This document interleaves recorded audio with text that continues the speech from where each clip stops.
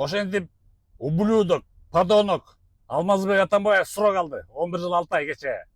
Рас болду шакалга. Анткени бул көп саясатчылардын убалына калган.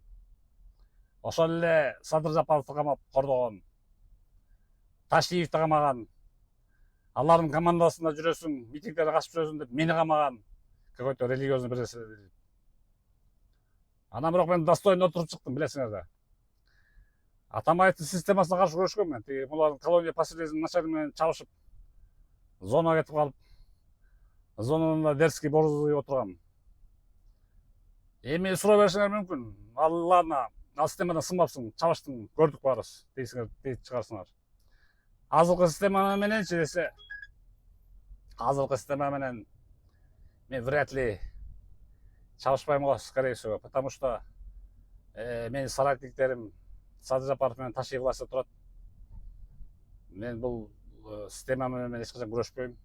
Просто оң акыл насаатымды айтып турушум мүмкүн, оң советтеримди. Кышайып барса түздөп коюп совет берип. Анан эми ошондой пока. Анан Алмазбек Атамбаев дегенди билесиңер. Далай кишинин убалына алган муна мына. Мен мага эме мынтип жазышат экен. Сен Атамбаев сындырганда, анан сен Атамбаев ушинтип койбоду, анан сен ошентип, Атамбаев чымарт этип койду. Чымарт эткен жок, мээңер иштеби ушу жасап аткан комментаторлор. Мен айтып атам, мен анын системасын сындырып, наоборот, лажа кылгам ал Атамбаевди. Эмнеге мен колония поселениемде волямды, полуволямды жертвовать этип, эмнеге зонага кетип калам? Потому что мен бул системаны отчаянно күрөшкөм. Мага пофиг болчу. Понимаете? Анан көкмө болсо жаза бересиңер да. Бул только навредил мне, по семейным обстоятельствам навредил. Жаңы эле узбекский үйлөнгөн, баягы 19 жашында. Ошол жашоо болбой калды, просто мен үйлөнөр заматта 2 айдан камап ийип.